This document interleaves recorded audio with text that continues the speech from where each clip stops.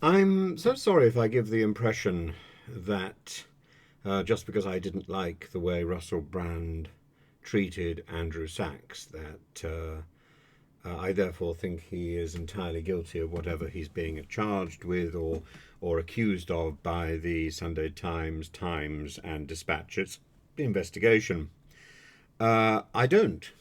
I just don't find him an attractive personality, and I'm certainly not going to go out of my way to try and find an excuse for him. However, however, uh, I, I find it very difficult to see that the four cases that are brought, with the exception of the 16-year-old, have a lot of scope in the story, and this seems to be a story that's whipped up on the back of very little. Um, the impression given yesterday was that there were more people involved, and that this story has spread further. Now, it may well be that newspapers have lawyered up significantly since last night, and the real clutch of the story, the real crunch of the story, has been stamped out. That may well be the case. But I think it's worth looking back at the Andrew Sachs story because I wouldn't want anyone to think that I'm just picking up a small incident and making a big making a mountain out of a molehill. Georgina Bailey was the granddaughter of Andrew Sachs, and she was 20, and Russell B.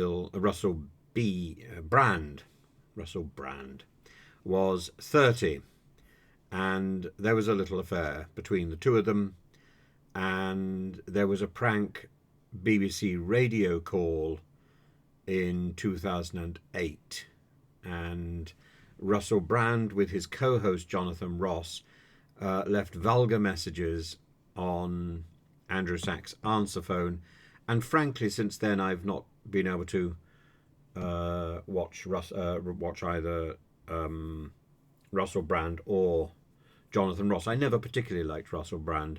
I did like Jonathan Ross, and indeed I was there at the very beginning of Jonathan Ross's career. I did titles for a television series he presented called The Son of the Incredibly Strange Film Show, and I very much remember drawing little caricatures of Jonathan Ross and colouring them in.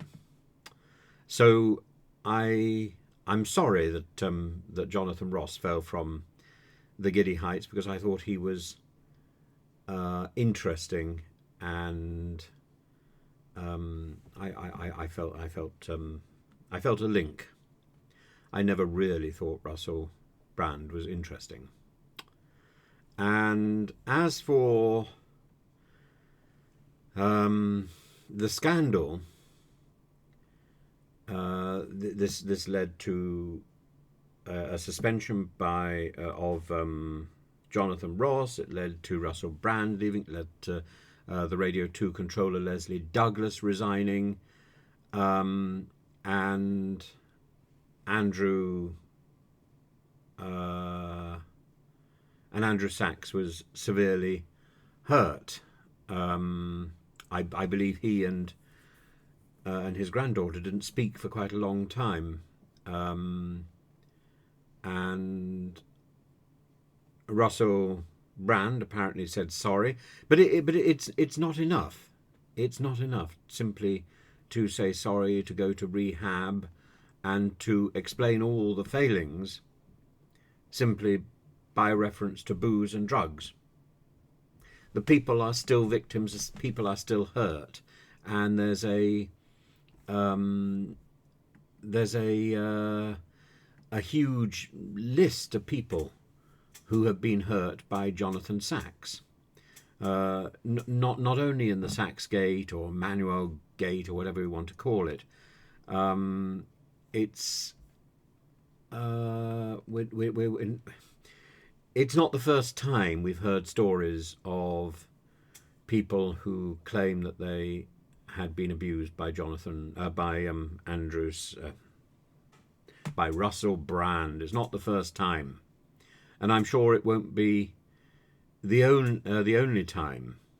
Um, but I think it was simply that level of brash, non-gentlemanly behaviour on the part of Russell Brand. That sort of a gentleman never tells. It's just horrible. It's just horrible. Um, and, uh, and the fact that Ross was getting in on this act, lads together, it's it's disgraceful. And I believe I believe it got more complaints than Jerry Springer, and justifiably so. The Director General of the BBC, Mark Thompson, was involved in the castigations. Tim Davie was involved. All of this. Friday Night with Jonathan Ross was suspended, I think. Film 2008, which I must say I much enjoyed with Jonathan Ross, stopped. I think it never happened again. That was the end of it. And that was a franchise which was brilliant, and the BBC's attempt to replace that with something else failed completely. The Barry Norman format was picked up by Jonathan Ross. It worked. Jonathan Ross killed that off with his arrogance. And people in the House of Commons signed petitions reacting against it. And I think it's I think it's just wrong. I think it's just wrong. Does that inform my attitude to Brand? Well, I suppose it does in a way. And do I see anything in the allegations? Not enough. Not enough to justify the furore that occurred.